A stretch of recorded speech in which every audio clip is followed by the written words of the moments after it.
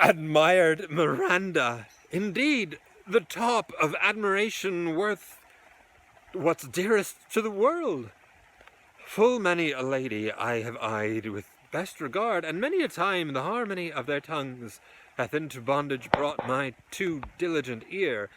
For several virtues have I liked several women, never any with so full soul, but some defect in her did quarrel with the noblest grace she owed, and put it to the foil. But you, oh you, so perfect, and so peerless, are created of every creature's best.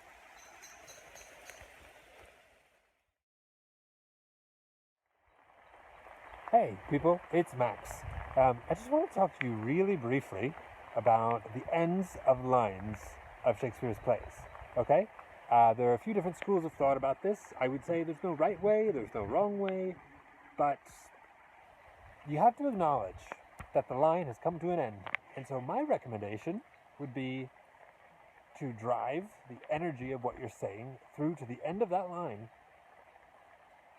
and make sure that everybody, that's your scene partner, that's the people in the theater, keep listening, okay?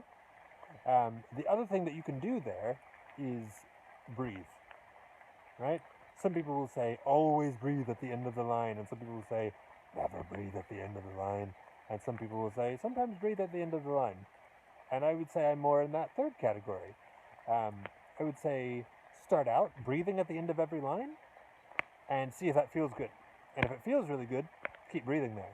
If it doesn't feel so good, either don't breathe there, take a bigger breath at the beginning of the line, so you've got enough for 2 lines, or just take a tiny breath there, a little catch breath, we call them.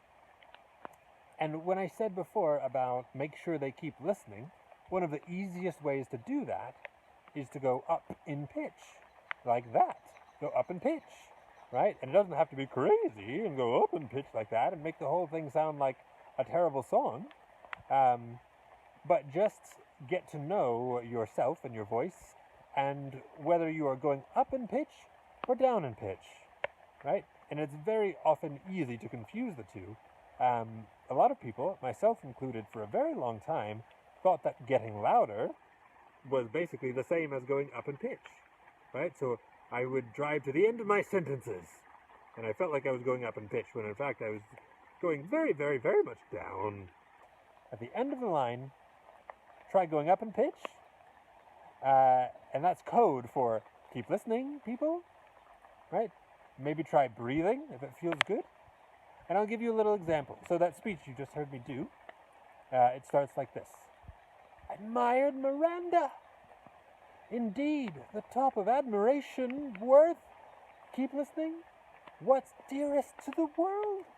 Full many a lady I have eyed with best regard, and many a time the harmony of their tongues hath into bondage brought my too diligent ear. Try it out, play with it, see what works best for you, okay? This is your process, this is your journey with Shakespeare. I'm just here to offer some ideas, okay? I hope you're doing very well. Take care, and I will see you later.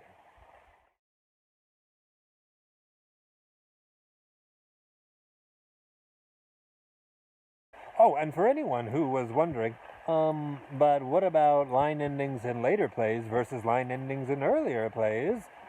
We can talk about that more in another video. Happy to do it. Let me know if you have any interest in that, and I'll make it happen soon.